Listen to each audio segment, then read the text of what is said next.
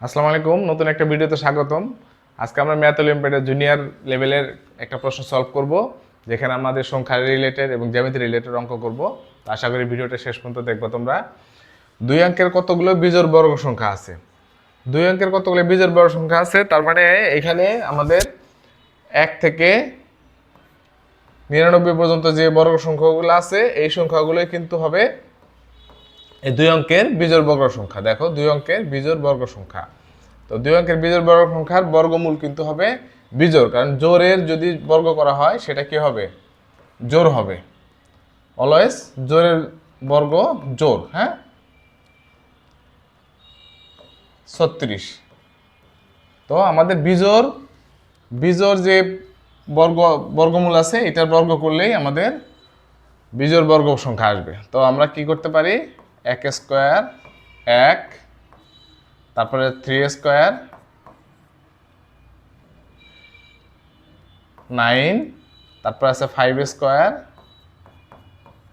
25, তারপরে আছে 7 স্কোয়ার 49, তারপরে হবে 7 এর পরে 8 9 9 স্কোয়ার 81। অতএব কি হবে? বিজোড় বর্গ সংখ্যাগুলো হবে বিজোড় বর্গ সংখ্যাগুলো হবে কত? 1 9 25 49 81। আশা করি বুঝতে পেরেছো।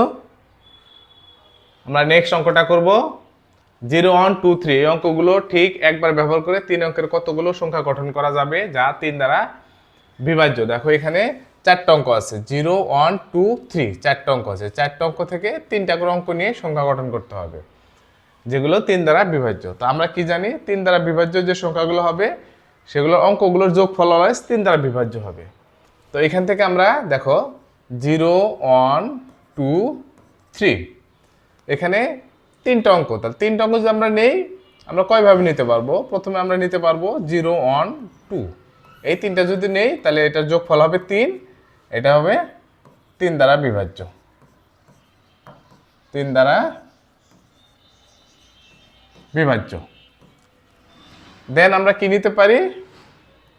1 2 3, 1 2 3, যেটা হবে 6, এটা হবে 3 দ্বারা বিভাজ্য।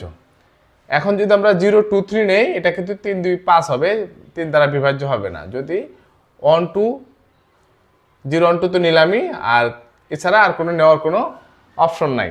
তো আমরা কি করব? এখন প্রথমে আমরা 0 1 2 দিয়ে কয়টা সংখ্যা হয় দেখব। 0 1 2 দিয়ে কয়টা সংখ্যা হয়? এখানে যেহেতু 3 অঙ্ক বলছে, তার মানে 0 প্রথমে বসানো যাবে না। তার মানে আমাদের 1 প্রথমে নিব আমরা, 1 0 2 1 2 0। তারপরে আমরা প্রথমে 2 নিব। হ্যাঁ, 210 আর হলো 201, এই 4টা। তাহলে 0 1 2 দিয়ে, এখানে 0 1 2 দিয়ে 0 1 2, এইটা দিয়ে কয়টা হবে? 4টা সংখ্যা হবে। তোমরা যখন অঙ্ক করবে তখন সাজায় লিখবা, আমি সংক্ষেপে লিখতেছি, লেখাটা কম লিখতেছি। এরপরে হলো 1 2 3। হ্যাঁ, 1 2 3, এটাতে কয়টা সংখ্যা হবে? প্রথমে আমরা 1 আগে নিব, তারপরে 2 3 3 2, তারপরে আমরা 2 আগে নিব, তারপরে 1 3 3 1, তারপরে আমরা 3 আগে নিব, 3 1 2 3 2 1। তাহলে এখানে কয়টা হলো? মোট 6টা।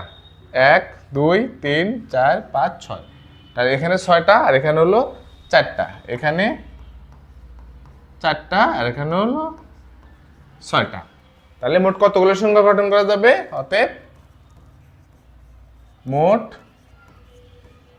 10টি সংখ্যা গঠন করা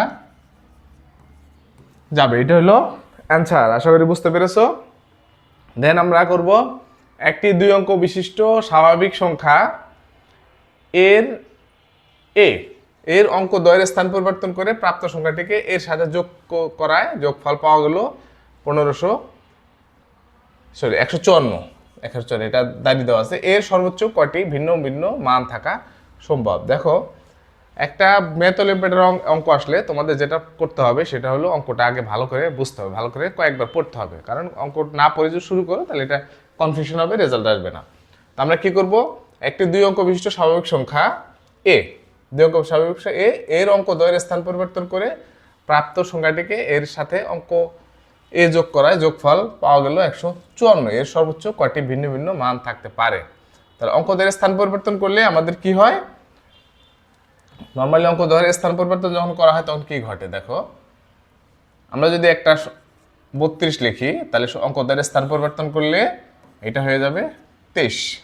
তার মানে অঙ্ক দ্বয়ের স্থান পরিবর্তন করলে কি হয়, এটা উল্টে যায়।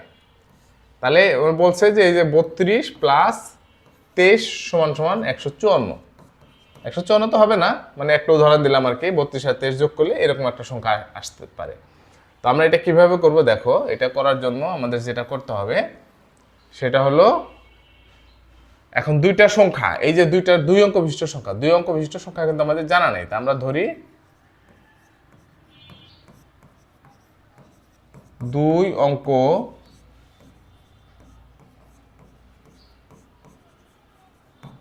বিশিষ্ট সংখ্যার দশকের অঙ্কটি সমান সমান x আর এককের অঙ্কটি সমান সমান y। তাহলে দশকের অঙ্ক যদি x থাকে আর এককের অঙ্ক যদি y থাকে তাহলে আমাদের সংখ্যাটা কি হবে? অতএব সংখ্যাটি হবে কত হবে বলো তো? যদি এরকম থাকে দশকের অঙ্ক 4 আর এককের অঙ্ক 5, তার মানে এইটার সাথে আমরা কি জানি, স্থানীয় মান অনুসারে 4 এর স্থানীয় মান হলো 40 আর 5 এর স্থানীয় মান হলো 5, তার মানে 40 যোগ 5, তাহলে সংখ্যাটি হবে 10x প্লাস y। আর অঙ্কদের স্থান পরিবর্তন করলে অঙ্কদ্বয় স্থান পরিবর্তন করলে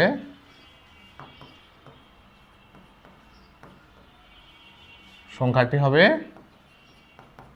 উল্টে যাবে, হ্যাঁ, 10y plus x, 10y plus x। এখন কি আমরা কি লিখতে পারি?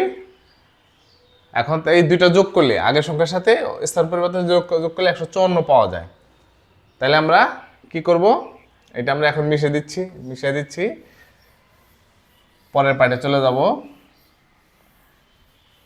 দেখো, তাহলে হবে 10x plus 10y plus 10y plus x equal to 154।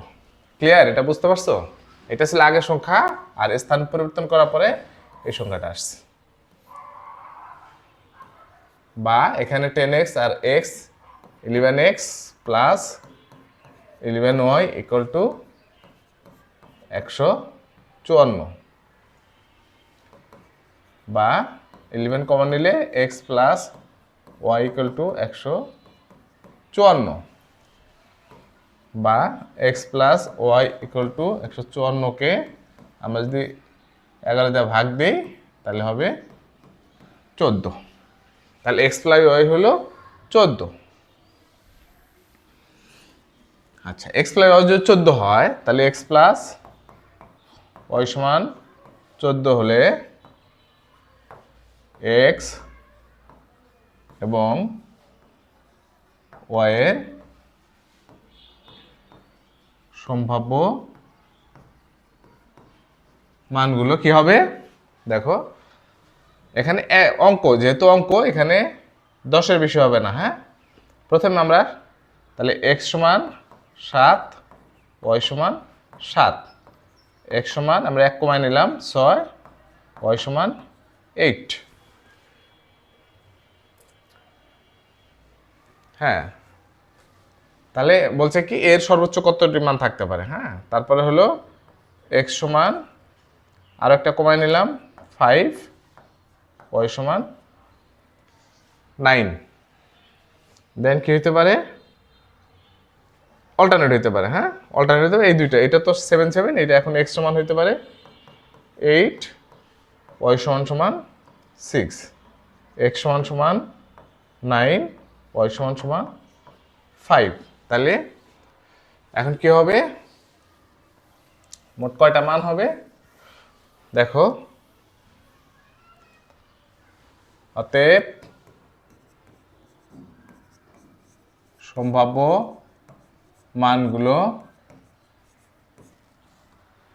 মানগুলো 10x প্লাস ওয়াই, তার মানে একটা হবে 77, একটা হবে 68, একটা হবে 59, একটা হবে 86, একটা হবে 95। তার মানে 2 4 5টি, এর সর্বোচ্চ 5টি মান থাকা, ভিন্ন ভিন্ন মান থাকা সম্ভব। অতএব এর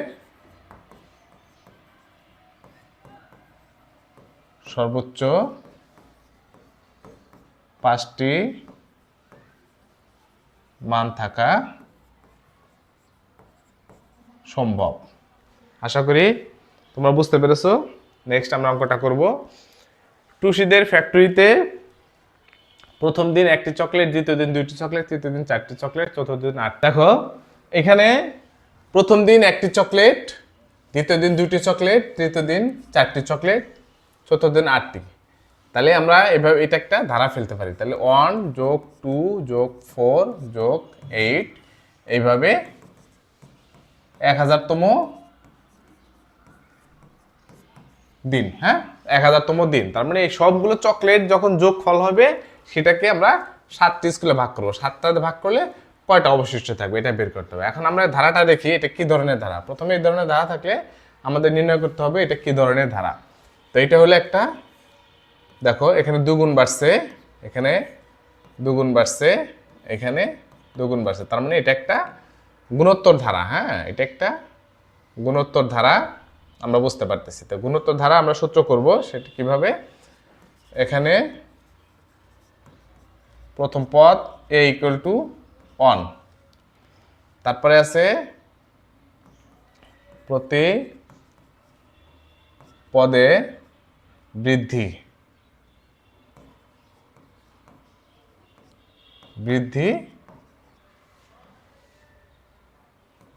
r সমান 2, দ্বিগুণ করে বৃদ্ধি পাইছে। আর হলো n = 1000। আমরা কি জানি, a r n - 1 r - 1, এটা আমরা ধারা সমষ্টির সূত্র থেকে আমরা কি জানি, গুণোত্তর ধারার যোগফলের সূত্র হলো এটা, টোটাল ধারার যোগফল হলো এটা, n তম পদ পর্যন্ত যোগফল। তাহলে আমরা এখানে r এর মান কত, 2, 2 - 1 1, এখানে লেখা লাগবে না, সমান হয়ে যাবে। এখানে 1 এর মান লেখার দরকার নাই, a এর মান 1, তার মানে r 1000 - 1। তো আমরা 7 দিয়ে যেহেতু ভাগ করব, সমান সমান আর কি 2, 2 - 1। এখন এই 2-র উপরে পাওয়ার থাকলে 7 দিয়ে আমাদের কিভাবে ভাগ যাবে সেটা আমরা একটু মডুলো করব, মডুলোর অঙ্ক এটা। তো মডুলো আমরা কিভাবে করতে পারি, মানে বিভাজ্যতা আর কি, অবশিষ্ট। এখানে যদি 2⁴ থাকে তাহলে এটা কি হয়, 2, এটা 7 দিয়ে ভাগ করলে অবশিষ্ট কত থাকে, 2, 7 দিয়ে ভাগ যায় না, অবশিষ্ট 2। তাহলে 7 দিয়ে ভাগ করলে, হ্যাঁ, 2 থাকে। 2-র উপর পাওয়ার যদি 2 থাকে 4, তাহলে অবশিষ্ট থাকবে 4, 7 দিয়ে ভাগ করলে। 2-র উপর পাওয়ার যদি 3 থাকে তাহলে 8, অবশিষ্ট থাকে 1, 7 দিয়ে ভাগ করলে। তার মানে এর সাথে নিচের অবশিষ্ট থাকা পসিবল না। তা আমাদের রেজাল্ট আসছে কি, 2⁻1000। 2⁻1000কে আমরা কি করতে পারি, 2⁻3 পাওয়ার দিয়ে এখানে 333, হ্যাঁ, ইন্টু 2 লিখতে পারি। তাহলে এখানে 2 লিখতে পারি। তাহলে এটা কি বিভাজ্য যাবে? তাহলে এটা কি হবে? মডুলো 7 হবে সমান 2, মানে 2 অবশিষ্ট থাকবে। এটাকে যদি 7 দিয়ে আমরা ভাগ দিই এই জিনিসটাকে, তাহলে অবশিষ্ট থাকবে 2। তাহলে 2 অবশিষ্ট থাকবে। তো আমাদের সংখ্যাটা আসছে কত? 2 টু দি পাওয়ার 1000 মাইনাস 1। তাহলে 2 অবশিষ্ট থাকবে, আর এখান থেকে 1 মাইনাস যাবে, অত অবশিষ্ট থাকবে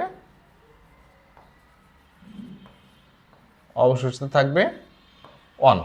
আশা করি ক্লিয়ার, বুঝতে পেরেছো? একটু সহজ করে বললাম। দেন এবিসিডি আয়তক্ষেত্র, সিডির উপরে এফ এমন একটি বিন্দু যেন সিএফ সমান ডিএফ হয়। বিএফ এসি কর্ণকে ই বিন্দুতে ছেদ করে। যদি ত্রিভুজ বিসিএফ এর ক্ষেত্রফল 60 হয়, তাহলে চতুর্ভুজ এবিসি এর ক্ষেত্রফল বের করো। তো এটার জন্য আমাদের প্রথমে একটা ত্রিভুজ এঁকে নিতে হবে। আয়তক্ষেত্র এঁকে নিব আমরা। একটু ছোট করে আঁকি, অঙ্ক করতে হবে, সাইডে জায়গা লাগবে। একটু এদিকে একটু বড় করি, আয়তক্ষেত্র। ওকে, দেন এখানে একটা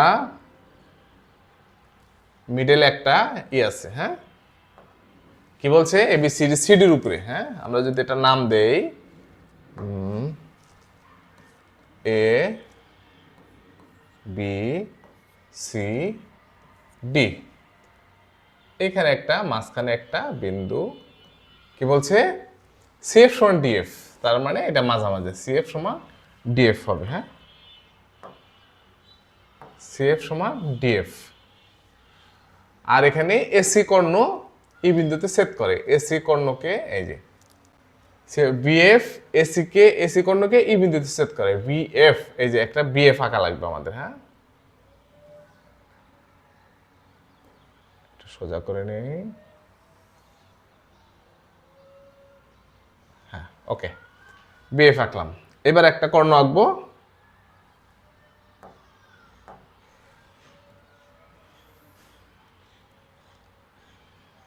ওকে, ডান। এখানে কি বিন্দুতে ছেদ করছে? বিএফ কোণ ই বিন্দুতে ছেদ করে, এই বিন্দুতে ছেদ করে। কি বলছে এখানে? বিসিএফ ক্ষেত্রফল, এখানে বিসিএফ এর ক্ষেত্রফল 60 হয়, তাহলে এবিসি এর ক্ষেত্রফল কত হবে? এবিসি এর এটা হবে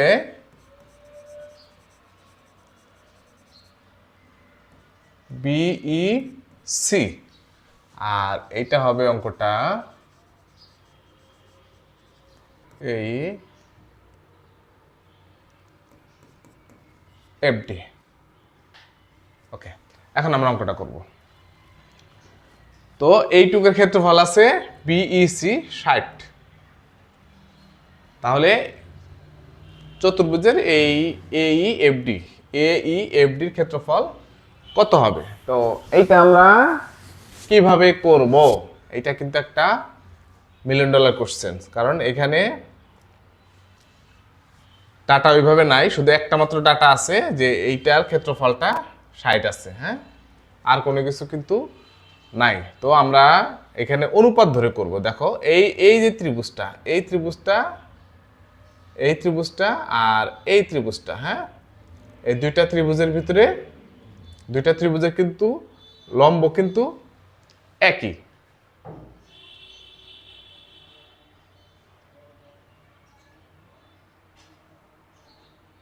না,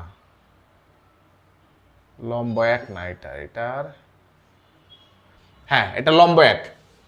এখান থেকে যদি চিন্তা করো, এটা ভূমি চিন্তা করো, তাহলে এই দুইটার লম্ব একই। তো লম্ব এক হলে দুইটা ত্রিভুজ কি হবে?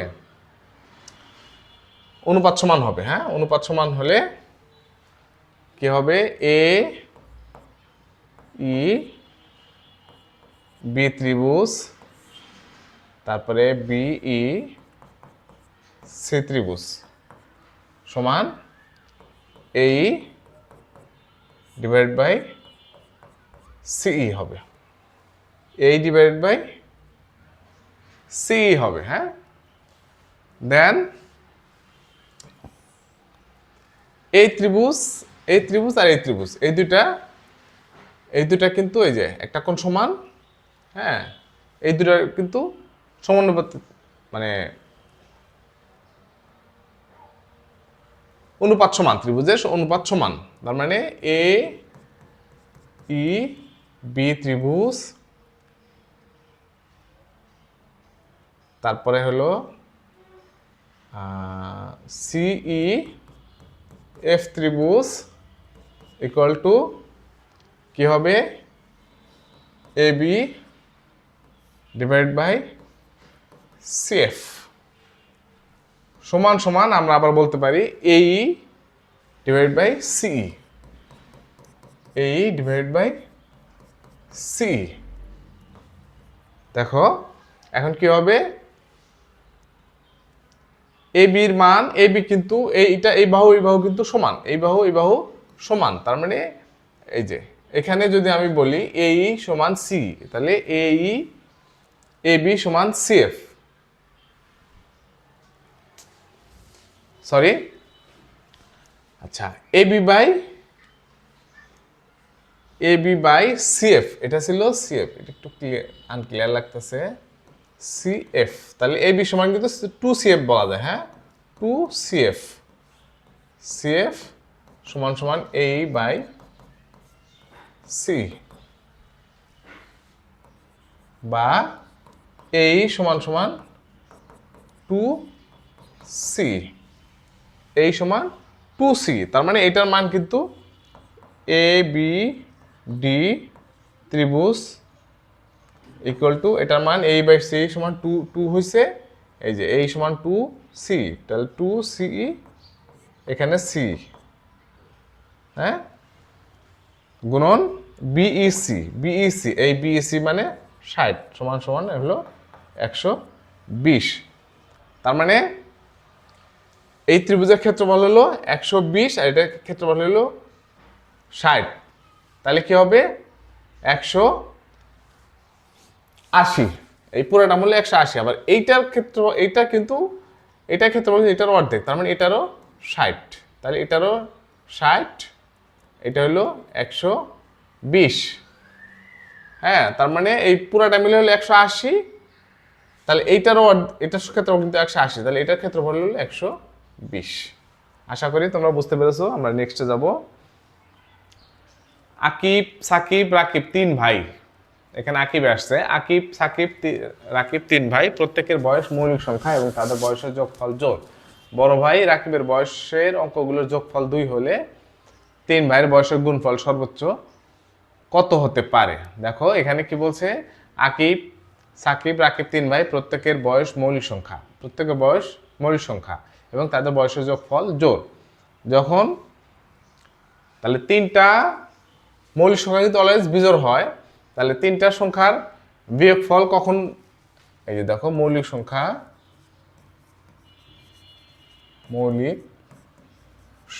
হ্যাঁ, মৌলিক সংখ্যা, তাহলে 3টা বিজোড়, আমরা কি জানি, বিজোড়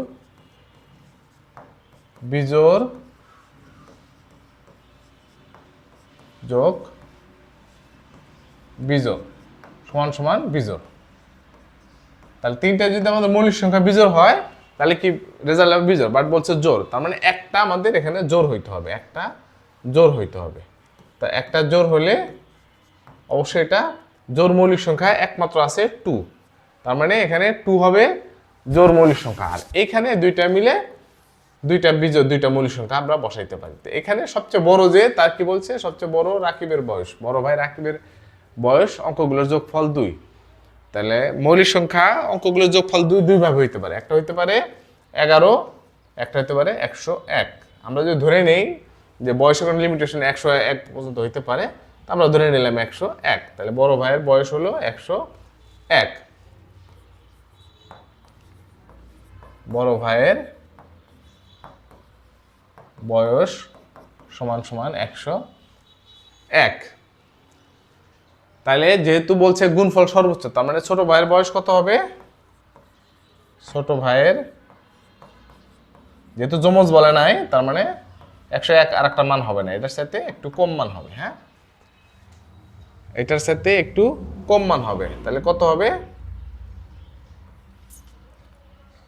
97 মনে হয়। হ্যাঁ, 97, এর চাইতে কম হওয়া পসিবল না। তাহলে 97। তাহলে গুণফল হবে কি হবে? গুণফল হবে 2 গুণন 97 গুণন 101। এটা হবে অ্যান্সার। হ্যাঁ, এটা গুণফল যেটা হবে এটার অ্যান্সার। এবিসি একটি এমন তিনটি বিন্দু জানি এসি সমান 4045, এসি সমান 4045, এবি সমান 2033, এসি সমান 2। এসি সমান 2, এটা ভুল আসছে। এবি বিসি, এসি সমান তো মানই আসছে, এটা দরকার নাই, এটা টাইপিং এ মিস্টেক আসছে। আচ্ছা, বিসি সমান 2022। তাহলে এবিসি দ্বারা আবদ্ধ ক্ষেত্রের ক্ষেত্রফল কত? যেহেতু তিনটা বাহু আমরা ধরে নিলাম এটা একটা সামথিং লাইক দ্যাট একটা ত্রিভুজের মতো আছে। হ্যাঁ, এটা না, এটা আমরা এটা ধরে নিলাম। হ্যাঁ,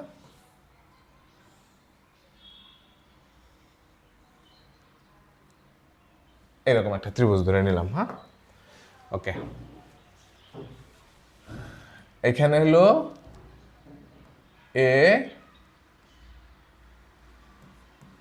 A B C,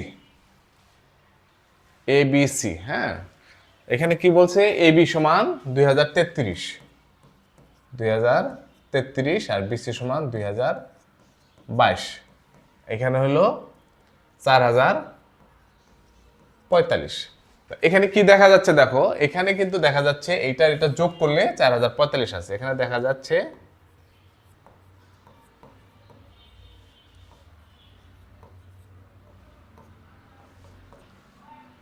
AB plus BC সমান সমান এসি।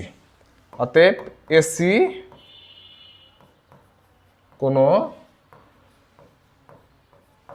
ত্রিভুজের প্রতিভুজ হতে পারে না। হ্যাঁ,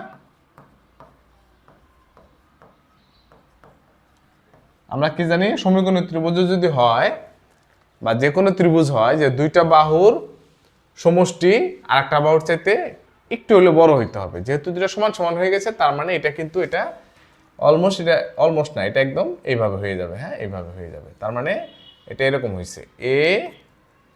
আমি যদি আঁকি এ বি সি, তাহলে এ বি হয়েছে এখানে 2033, এখানে বিসি হইল 2022, সব মিলে এসি হইল 4045। তার মানে এই বিসি একটি সরল রেখা। তাহলে সরল রেখার আবদ্ধ ক্ষেত্রফল কি হবে? 0 হবে, কারণ এটার ভিতরে কোনো আবদ্ধ কোনো জায়গা নাই। যেমন এরকম একটা যেমন জায়গা থাকে, মাঝখানে একটা কিন্তু ক্ষেত্রফল জায়গা থাকে। এখন আমার ত্রিভুজটা যদি এরকম হয়ে যায়, এইটুকু থাকলে কিন্তু একটা জায়গা আছে। হ্যাঁ, কিন্তু যখন এখন সমান হইতে হইতে যখন একবারে সমান হয়ে গেছে, তখন ভিতরে কিন্তু আর কোনো জায়গা নেই। অতএব এটা আবদ্ধ ক্ষেত্রের ক্ষেত্রফল কি হবে? অতএব আবদ্ধ ক্ষেত্রের ক্ষেত্রফল সমান সমান 0। আশা করি এই পর্যন্তই। আশা করি বুঝতে পেরেছো। ক্লাস ভালো লাগলে প্লিজ লাইক করবা, কমেন্ট করবা এবং শেয়ার করবা। যাদের এই ম্যাথ অলিম্পিয়াডের অঙ্কগুলো দরকার তারা যেন দেখতে পারে। Thank you. আসসালাম।